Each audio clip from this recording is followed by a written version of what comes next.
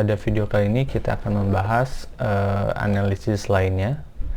Yang pertama adalah kumulatif meta-analisis, kemudian leave one out meta-analisis, dan subgroup meta-analisis. Kita mulai dengan kumulatif meta-analisis. Kita klik meta-analisis, kemudian klik kumulatif analysis. Ini seperti sebelumnya, kita harus setting semuanya terlebih dahulu, kemudian select all, next.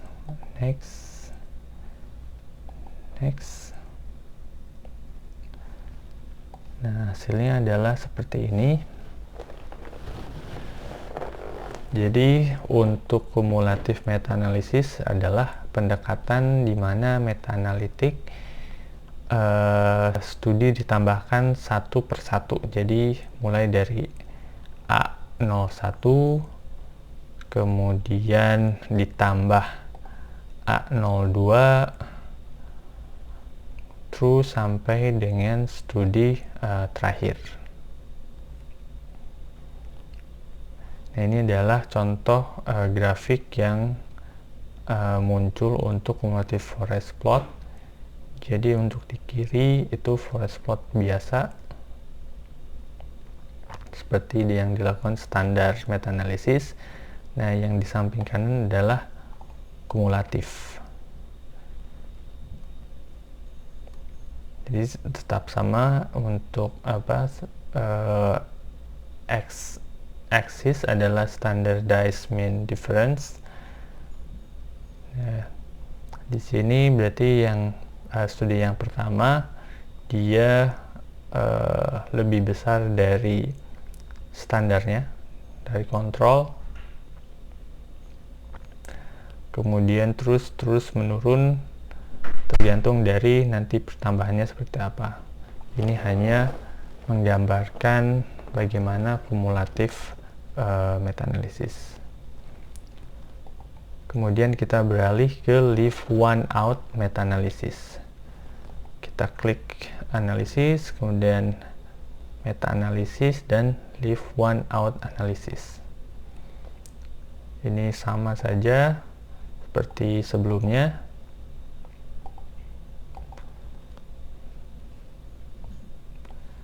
Nah, ini adalah hasilnya.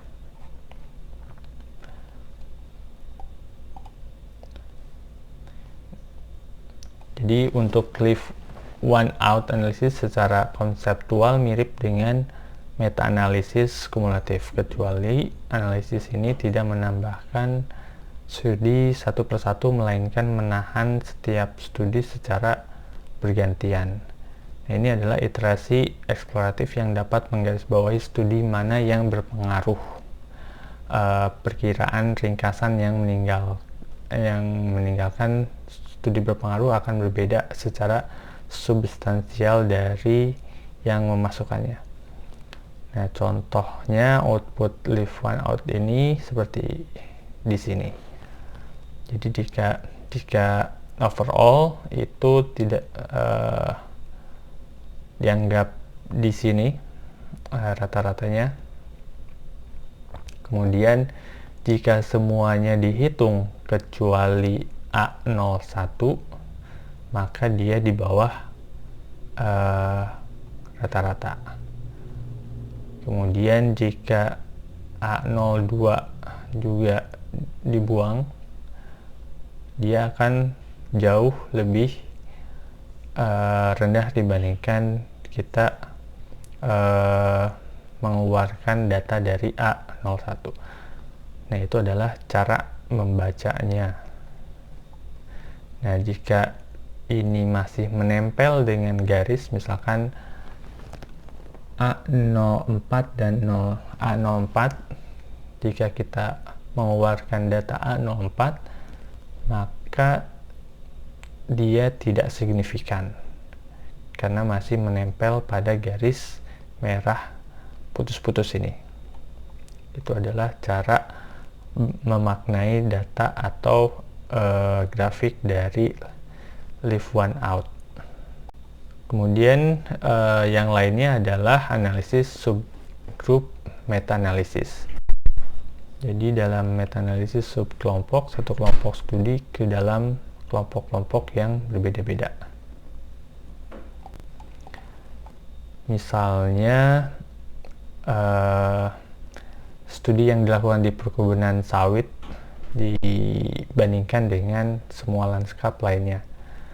Kemudian kita menjalankan meta-analisis terpisah atas kelompok studi ini. Ini juga adalah iterasi eksplorasi yang dapat melihat perbedaan antar kelompok. Opsi untuk analisis meta kelompok ini sama dengan analisis meta-analisis standar, kecuali pada variabel kategoris yang harus dipilih.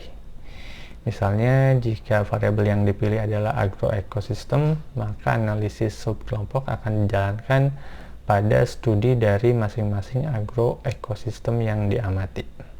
Kita akan coba seperti apa. Nah, di sini kita ada beberapa atribut.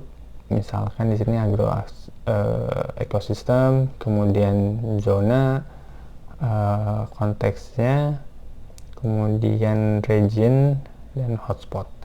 Kita akan coba untuk agroekosistem. Kita klik analisis, meta-analisis, subgroup analisis, kemudian kita pilih seperti biasa, dan kita pilih variabel mana untuk yang subgroup. Kita pilih agroekosistem, kemudian next, ini juga sama, dan finish. Ini adalah hasilnya. Jika kita melihat hasil di sini, kita melihat p-value-nya. Jadi ada dua macam agroforestry, yaitu kopi dan lainnya, plantation secara umum. Nah, untuk di kopi, dia p-value-nya 0,957, berarti tidak berbeda dengan kontrol. Sedangkan untuk plantation itu kurang dari 0,001, berarti berbeda dengan kontrol.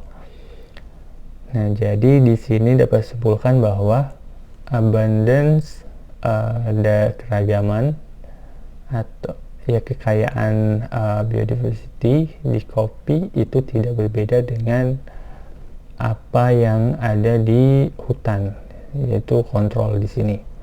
Nah, di sini bisa dilihat grafiknya. Di sini untuk subgroup coffee, nah yang kuning ini melewati di garis-garis merah ini. Jadi dari 4 studi yang ada, 2 menyatakan bahwa lebih tinggi dari kontrol, lebih banyak. Nah, 2 yang lainnya lebih rendah dibanding kontrol, tetapi untuk rata-ratanya berarti sama dengan kontrol. Nah, berbeda dengan plantation. Nah, plantation di sini kita bisa lihat di sini, yang kuningnya itu di bawah dari kontrol atau 0 dan tidak menyentuh. Jadi dapat disimpulkan bahwa secara statistik plantation abundance dari plantation itu lebih rendah dibandingkan dengan hutan. Untuk overall, nah ini berarti kita dapat menyimpulkan bahwa plantation itu lebih rendah abundance-nya dibandingkan dengan kontrol, atau dalam hal ini dengan hutan. Sekian adalah bagaimana kita melakukan analisis meta-analisis di luar dari standar meta-analisis, dan bagaimana kita memaknai dari forest plot.